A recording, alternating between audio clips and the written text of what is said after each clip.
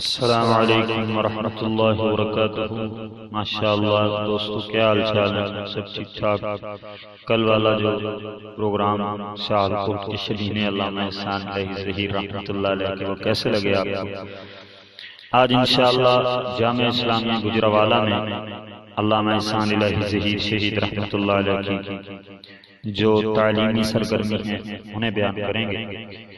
حفظ قرآن کی تکمیل ہو چکی تھی، کتنی ہی منزلیں سنائی جا چکی اور کتنی ہی طے ہو چکی تھی۔ اب حاجی ظہور الہی کو اپنے عہد و پیمان کا دوسرا مرحلہ طے کرنا تھا۔ یہ دینی تعلیم کا باقاعدہ حصول تھا، اس لیے احسان الہی کو مولانا اسماعیل حلیم کے پاس بھیجا گیا۔ ان سے آپ نے ابتدائی کتب پڑھی جن کا ذکر مولانا عبداللہ کریم کرتے ہیں۔ آپ لکھتے ہیں، علامہ مرحوم نے مولانا صاحب سے الفیہ، کافیہ، شرح تہذیب اور دیگر تفاسیر و حدیث میں استفادہ کیا تھا۔ جب مولانا موصوف علامہ کے آبائی محلہ احمد پورہ سیالکوٹ کی جامع مسجد میں خطیب تھے، لیکن احمد پورہ کی مسجد میں ابتدائی کتب تو پڑھی جا سکتی، علامہ تعلیم کا اعلیٰ تعلیم کا علامہ احسان الہی ظہیر کا حصول خواب ہی تھا۔ اس لیے دینی تعلیم کے باقاعدہ حصول کے لیے حافظ احسان الہی کو جامعہ اسلامیہ گجرانوالہ میں داخل کروا دیا گیا۔ جامعہ اسلامیہ میں ان دنوں مولانا ابو البرکات احمد مدراسی رحمہ اللہ تعالی متعلق تھے، جبکہ ابتدائی کتب مولانا نذیر احمد رحمہ اللہ سے پڑھنا شروع کی۔ اچھے اساتذہ کی موجودگی میں علامہ کے جوہر کھلنا شروع ہوئے اور شیخوں کے گھر میں بھی ایک عالم دین جنم لینے لگا۔ لاڈ پیار اپنی جگہ، مگر تعلیم میں کوئی رعایت نہ تھی، اور علامہ نے بھی اپنا وقت ضائع نہ کیا اور دل لگا کر خوب پڑھا۔ خود بیان کرتے ہیں، یہ گر اور فارمولے ہم جیسے طلباء کو آزمانے چاہیے، یہی مقصد ہے علامہ احسان الہی ظہیر شہید رحمۃ اللہ علیہ کی زندگی بیان کرنے کا۔ علامہ صاحب خود فرمایا کرتے تھے کہ علم میں گہرائی پیدا کرنے کے لیے میں نے ہر فن کی ایک ایک بنیادی کتاب زبانی یاد کی ہے، چنانچہ نحو میں الفیہ، اصول تفسیر میں الفوز الکبیر، مصطلح الحدیث میں نخبۃ الفکر، معانی میں تلخیص المفتاح، اس طرح دیگر بنیادی کتب مجھے ازبر تھی۔ حاجی صاحب حاجی ظہور الہی رحمہ اللہ نے بعض باتیں ایسے نظریات ان کے نرالے تھے، دلچسپ بھی ہوتے مگر دلائل کی طاقت کے ہمراہ۔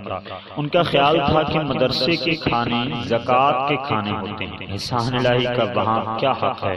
سو اہتمام یہ کیا گیا کہ سیالکوٹ سے کھانا جانے لگا۔ احسان الہی کو مدرسے کا کھانا کھانے کی سختی سے ممانعت تھی۔ آج بعض دوست اور بزرگ اس بات پر حیران ہوتے ہیں، بلکہ ایک بزرگ نے تو اس واقعے کو مبالغت اور محمول کر کے ماننے سے انکار کر دیا۔ پروفیسر ڈاکٹر فضل الہی صاحب نے بھی اس کی تصدیق کی ہے۔ مولانا شمشاد سلفی جو علامہ کے مدرسہ فیلو تھے، انہوں نے بھی کہا ہے کہ بھائی ہم نے تو اس کھانے میں شریک ہوتے تھے، علامہ کے گھر سے کھانا آتا، کپڑے آتے، ملازم کپڑے تبدیل کروا کر قرآن ساتھ لے جاتا۔ جو لوگ حاجی ظہور الہی کو قریب سے جانتے تھے ان کے لیے یہ عجیب نہ تھا، کیونکہ حاجی صاحب کا مزاج کچھ ایسا تھا کہ ان کے لیے یہ اہتمام کرنا مشکل نہ تھا۔ شیخ منیر روزانہ سیالکوٹ سے کھانا لے کر آتے، اگر کسی روز ان کا آنا ممکن نہ ہوتا تو کسی اور کی ڈیوٹی ہوتی، اور کیونکہ معاملہ ان کے بیٹے کا تھا اس لیے علامہ صاحب کے پاس کھانا چلا جاتا، جسے انہوں نے اللہ کے دین کی راہ میں لگایا تھا۔ کبھی ایسا بھی ہوتا کہ حاجی کا کوئی ملازم دستیاب نہ ہوتا تو بس والے کو کھانا دے دیا جاتا۔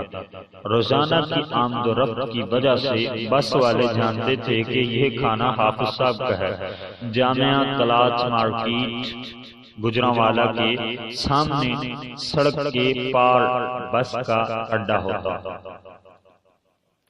Himalaya transport, Jammu Kashmir transport, national transport, یہ اس دور کی مشہور بس سروسز تھیں۔ وہاں بازار میں حاجی ظہور الہی کے ایک دوست حافظ محمد طفیل کی دکان تھی، ان کا بھی حاجی صاحب کی طرح کپڑے کا کاروبار تھا۔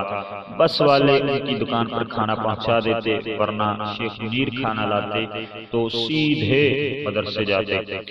گجرانوالہ میں کراؤن کلاتھ مارکیٹ میں حاجی ظہور الہی نے کمرہ لیا ہوا تھا۔ اس کمرے میں علامہ احسان الہی ظہیر کی رہائش ہوتی۔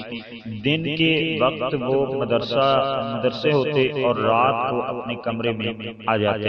دوسرے تیسرے روز حاجی ظہور صاحب کا بھی بسلسلہ کاروبار گجرانوالہ چکر لگتا تو وہ بھی یہیں ٹھہرتے۔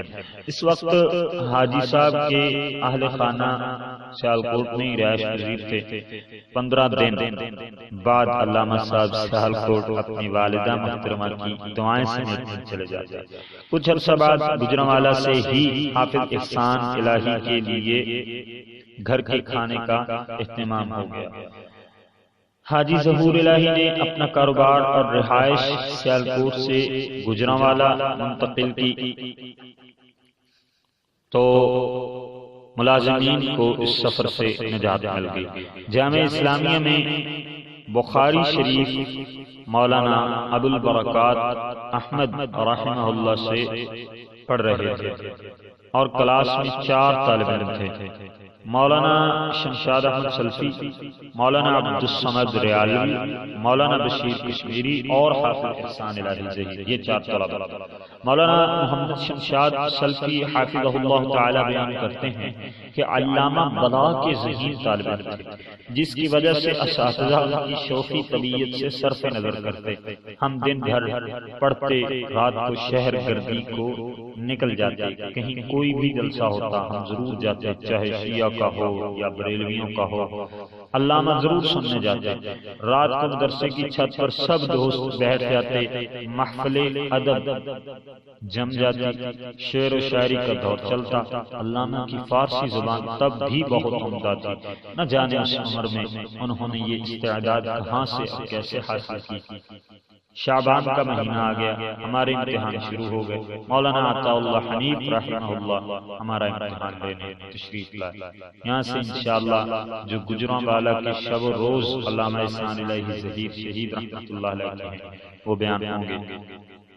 اللہ تعالیٰ سے دعا ہے کہ اللہ ہمیں بھی علامہ احسان الہی ظہیر رحمۃ اللہ علیہ کی طرح پڑھنے کا شوق پیدا فرمائے۔